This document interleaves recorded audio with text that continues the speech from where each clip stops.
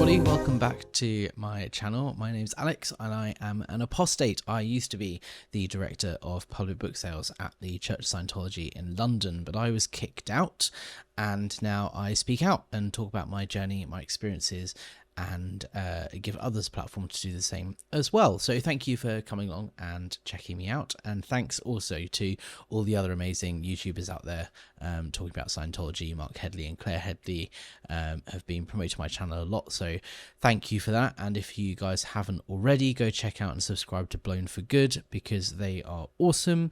And also obviously Aaron Smith-Levin and Growing Up in Scientology and Doug Kramer's Days But Not Confused. I've appeared on both of their channels, so go and check them out and subscribe if you haven't already. Now, in this video, I wanted to talk a little bit about the UK setup of the Church of Scientology in London and how the tax exempt status situation is a little bit different over here to how it is over in the States. Now, in 1993, the Church of Scientology took the US government to court, effectively, and sued them and won. So the IRS effectively bowed down and gave Scientology tax-exempt status on a silver platter, which means they don't pay any taxes on any of their donations or any of their property or anything like that over in the US. The way they did that is literally by pure bullying from a legal standpoint. They just filed, I think it was over 2,000 lawsuits against the IRS and individual employees of the IRS, and swamped them with legal documents and legal lawsuits, etc., to the point where they just gave up. And they said, please stop, we'll give you tax exempt status, just stop what you're doing. So that's how they got it in the 90s in the US, and they still to this day have tax exempt status. However, it's not what happened here in the UK. I think the UK legal system has obviously been around a lot longer than in the US, because a lot of our laws actually predate the country that we know today as the United States of America, because we have such a long history with the monarchy, etc., and laws that date back to 1066 and so on. So I think it's a lot harder and a lot more convoluted to understand British law in some of these areas that are not as clear-cut, like religion, for example. So one prime example is currently in the UK, the Church of Scientology has some form of religious recognition, but they're not tax exempt completely, but they kind of are. So essentially, in the UK, if you have a business, you pay business rates, you pay corporation tax, which is a percentage of your earnings on the profit that you as a company make. But you also pay what's called business rates, which is a local tax that goes to your local council rather than the main government. And that is a tax, doesn't matter how much money you earn, it's based on the property that you use, whether you are leasing it or whether you own it outright as a freehold. You as a business pay a percentage of the value of the property you are using every year to your local council, kind of like a tax for permission to do business on that property. Is kind of the easiest, simplest way of explaining it. So that is based on the value your property that you're operating from had in like the 1990s or something. So the more property you have or the more property you use, the more tax you pay. And if you move to a different property, you pay different amount of tax, and it goes to the local council rather than the tax office, or rather than, you know, the main central government, for example. Anyway, the setup at the moment is that the Church of Scientology has exemption from paying that particular tax because their building in London has been granted religious status in terms of delivering religious ceremonies. Now, in 2013, Louisa Hodkin, someone I used to work with at the Church of Scientology in London, and her now husband, Ali Caucioli, sued the UK government because they wanted to get married in the chapel of the London Org. And the government had previously said no, because in the UK you have to apply for a licence as a property in order to perform religious services in your property.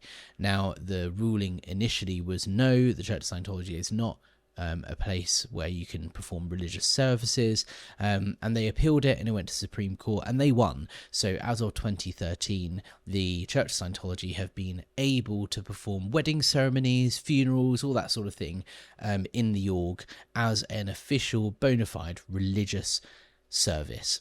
Before that happened, if you wanted to get married in the Church of Scientology, go ahead, you can do the ceremony, but the actual legal signing of the documents and the actual legal side of then becoming a married couple would have to be done at a registry office nearby by a local council representative. But now you can do that all in the Church of Scientology yourself if you wanted to. You can get married as a Scientologist rather than as a non-religious person with a separate Scientology ceremony. However, this in turn doesn't necessarily mean that you are a bona fide religion and therefore tax exempt. So they had to therefore do a second lawsuit, which is one I did a video about previously, which came out in January 2023, whereby they are granted the exemption of paying that local property tax I was talking about, the business rates a second ago. They have exemption from that as of January of this year, 2023, based on their religious services that they perform at the church being open to the public. There is a really big differentiation in UK law between a religious ceremony and being a public religious ceremony. And that's one of the big differences that is there that separates a religion from being tax exempt and not tax exempt, is whether you perform religious ceremonies that are open to the public. And that's where the importance of the Sunday service comes in at the Church of Scientology in London. And we covered that in a previous video, and I'm going to do more about it later.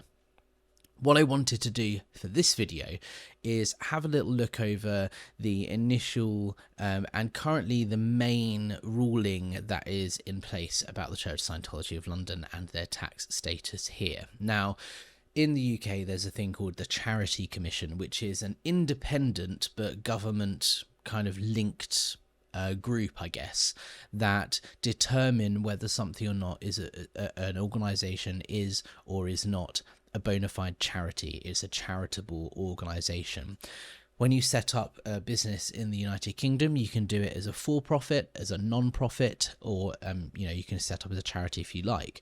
However, in order to be an official charity and therefore tax exempt, you have to apply to the Charities Commission that look at everything you do, your ways of operating, and they make a determination based on the Charities Act whether or not you exist for the public benefit, and therefore whether you are a charity and thus you don't have to pay tax.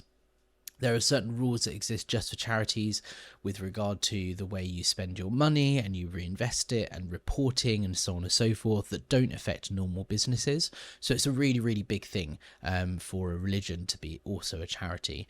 Now, because the rules of being a charity are not necessarily linked to religious practice themselves, that doesn't mean being a religion automatically grants you charity status. You can believe in whatever you want. You could be the church of whatever, doesn't matter. You are not a charity unless you can prove you exist to benefit not just your own congregation, but the community as a whole, and you exist for public benefit. All charities in the UK have to exist for the benefit of the public, not just your followers or your parishioners. And this is why in 1999 the Church of Scientology lost their appeal or their application to become a charity in the UK, and that is why they're currently not a charity, and therefore any donation you make to the Church of Scientology in the UK is not necessarily tax exempt because they're not a charity. Now let me show you this document. This is the ruling from the Charities Commission in 1999. It's overall like a 44 or 46 page document. This is just the summary, which is 4 pages, available on the gov.uk website for free. And it tells you a kind of summary of what the decision was of the Charity Commission. Now, if you scroll down, I've highlighted some interesting points. So here it says the Church of Scientology was not established for charitable purposes or for the public benefit, and therefore it is not registrable as a charity under the Charities Act. It made lots of observations and conclusions, and here it says that it is not a charitable organisation, as it is not established for the charitable purpose of advancement of religion, because it is not a religion for the purposes of charity law. Now, this is an interesting thing to understand about English law, is there are different definitions of religion in different areas of the law that affect different parts of operation. So, for example, for the purposes of their building being a religious worship place, they are considered a religion. You know, they took the UK government to court, the Supreme Court, they won that. In process, they redefined what religion is in UK law, and they do, under British law, perform religious ceremonies such as weddings. So I wonder if that's going to have any impact on this. I wouldn't be surprised if they try and apply again for charity status, because historically they were ruled as not a religion. I wonder if the new definition will have any bearing on that, but only time will tell.